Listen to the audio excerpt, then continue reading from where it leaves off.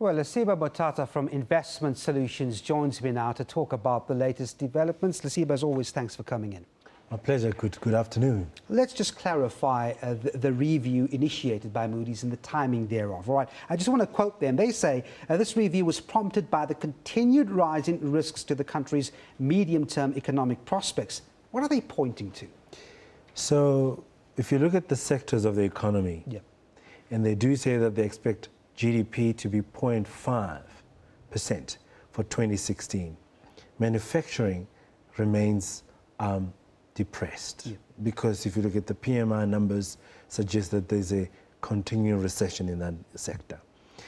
Agriculture also is negatively impacted by this drought, which is the worst since 1904. You also find that the household, although they're surprisingly robust, as we have seen in the latest quarterly bulletin, although the pace of spending by households has waned, there are just too many headwinds going forward that would suggest that that sector of the economy could begin to see softer growth or even a contraction. So when you put all that together, GDP growth, we're not talking about a number that is close to the NDP 5%. It's only 0.5 of 2016, would suggest that they have to make a review. Because if you don't have growth, your ability to pay debt, your ability to grow the economy and allowing further people to be participatory in the economic activity is materially weakened. Notwithstanding the tax revenues that have been put into the outlook by the fiscal policy authorities, along with potential taxes that could come, suggests that growth can be quite materially impacted. All right, but Treasury in the Finance Minister's budgets last month said they're working on just that. Now, this tells me that essentially Moody's is not convinced by that budget. Tax increases without a commensurate growth can help in the short term, but they don't change the outlook on growth going forward. In fact, you're beefing up the coffers of the fiscus now, but this will show very shortly.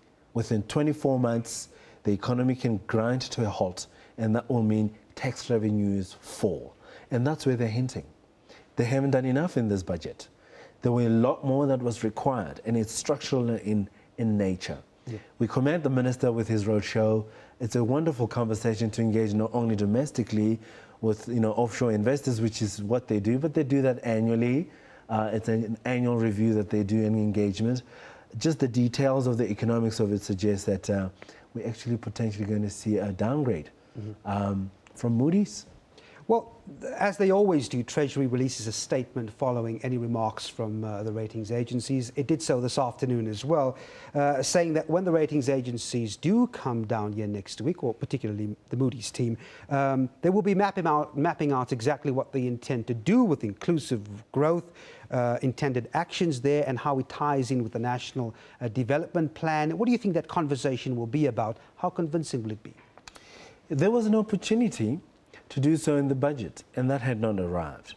But they always have an opportunity to construct a policy change. I wonder what that would look like, because the contribution they made on the levers that really makes a significant change on growth, like small and medium enterprises, from the new expenditure that was laid out, if you took the total contribution on that expenditure, only 1.5% was earmarked for small and medium enterprises.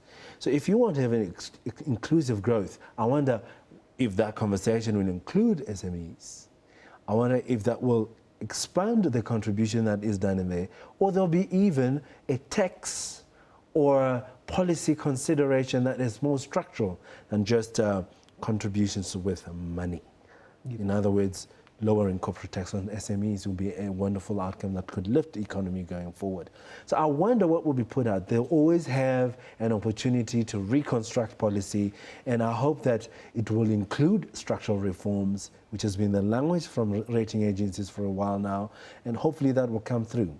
You touched on it earlier, and I've just got a few seconds left. What do you think the Finance Minister has achieved in the past few days in the UK and now in New York? That they engage. When someone is giving you feedback, whether at work, whether in your personal life, you've got to engage. So we engaged, which is a good thing for the country.